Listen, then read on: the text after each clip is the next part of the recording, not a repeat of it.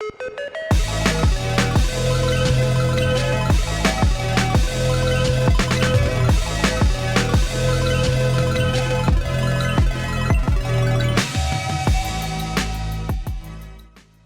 is up, CCH? It's David back here for this week's devotional, continuing our summer series, reading through some of the New Testament. As you can see, I'm on the sunny shores of Angola, Indiana, and actually, I'm really just hanging out in the main house, but it looks cooler to be on the beach, Hang with me as I try to get rid of that. But I'm super excited to see you all again so soon.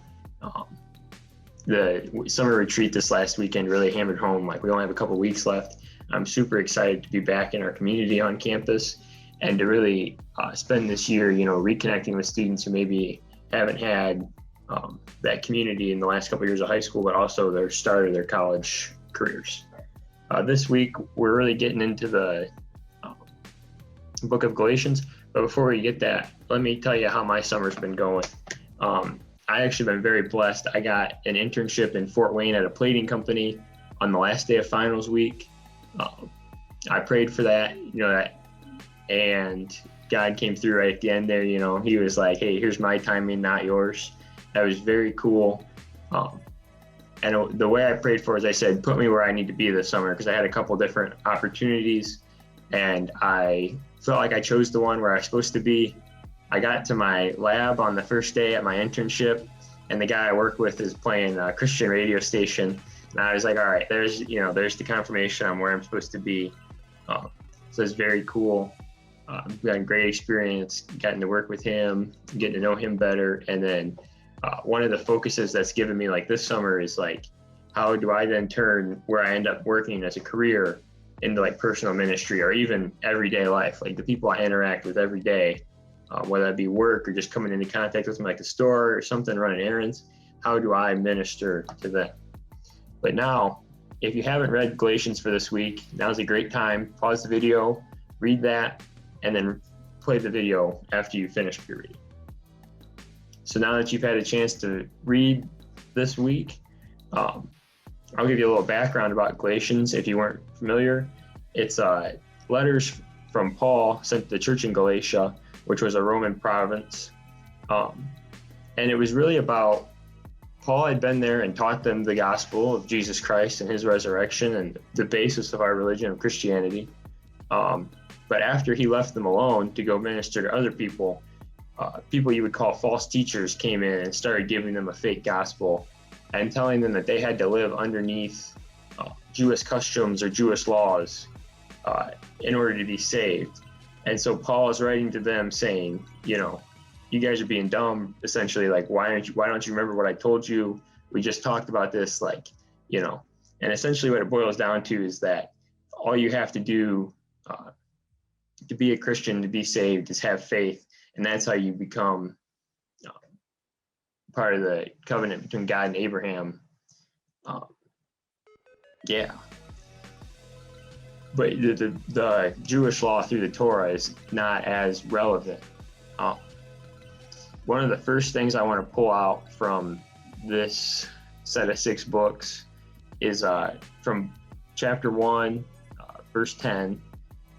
Paul says, am I now trying to win the approval of human beings or of God? Or am I trying to please people? If I were still trying to please people, I would not be a servant of Christ. He hits home really early there. I think that's an interesting way to phrase it. You might think in our modern world, like Christianity obviously isn't super popular. And right here, Paul is saying that that's the same way it was back then. And he's writing this book in Galatians about these people who are coming in and teaching a false gospel. And he's right away saying, if I wanted the easy life and if I wanted you to like me the way you like these false prophets, I would not be a true servant of Christ. So I think that's an interesting sign. Like, that's just not a modern thing. That's been something that's going on since like the beginning of our religion.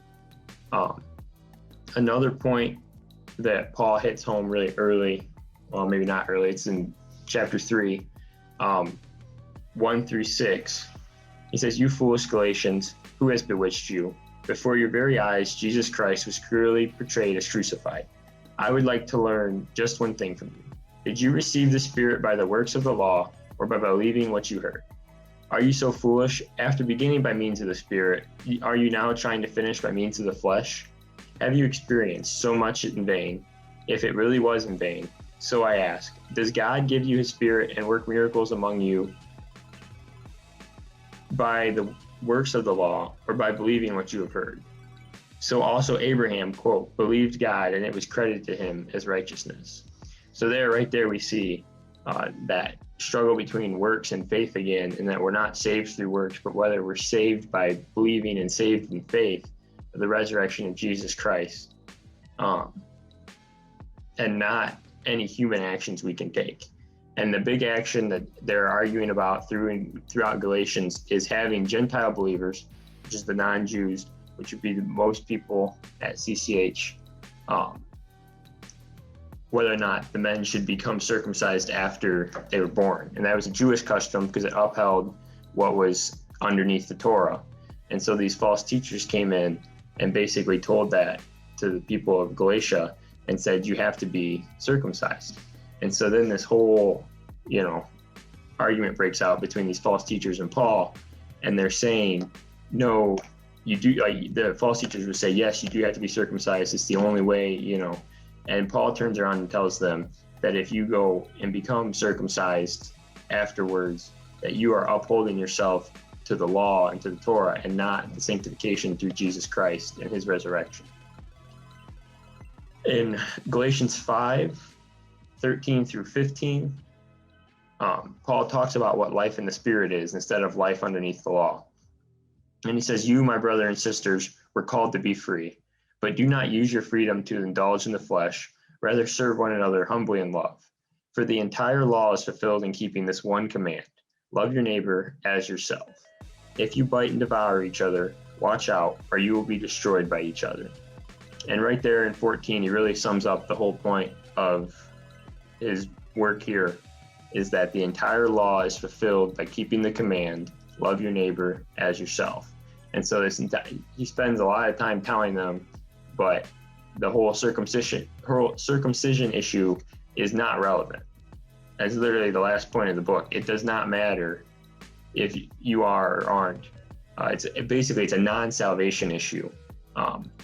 One of the nice things about living at the house this summer, I've gotten to hang out with some guys, and this reminds me of, I went to church with Adam and his parents while they were up here visiting, and one of the ladies at church had blue hair, and his mom looked at Adam and said, well, maybe when I get old, I'll dye my hair blue too. And Adam kind of laughed at her and said, oh, that's weird and whatnot. She goes, well, it's not a salvation issue. It doesn't matter. I think that's really true. It doesn't matter. The entire point of salvation is whether or not you believe in Christ and his resurrection. That's the basis of all of our faith. And something we talked about at the retreat this last weekend was what we can do this year to get a jump on bringing students into CCH and into the faith.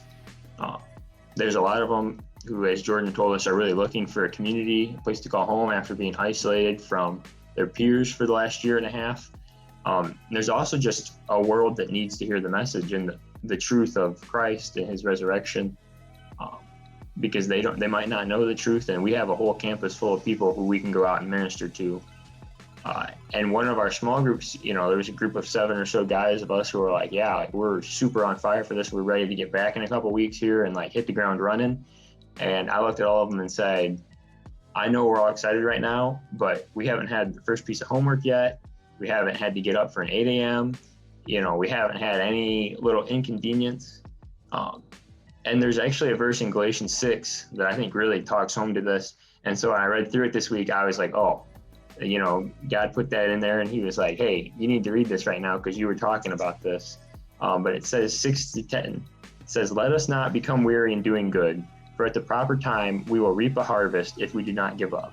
Therefore, as we have opportunity, let us do good to all people, especially to those who belong to the family of believers. And those two verses, I was reading through it and I was like, thanks God. I needed to read that. That was super cool. And that's what, now, I'm still ready. I'm still chomping at the bit to get into school now and meet these incoming freshmen, start the ministry again, back together in our full community, not just the virtual community online. And these two verses, like, I know, like, this is where I'm coming the first time that I'm like, wow, I'm tired. I need to go lay down. Like, I can't, maybe I don't want to go to pancakes tonight because I'm so tired. But, these two verses, like, they were huge for me. So big recap about all of Galatians is it's not works, but faith that saves us. And that the whole commandment, the biggest thing we can pay attention to, 5:14, the entire law is fulfilled by keeping one command: love your neighbor as yourself. That's going to be all for me this week for the summer series. And I cannot wait to see everybody back on campus in just a few weeks. Hope you guys enjoy the rest of your summer. See you soon.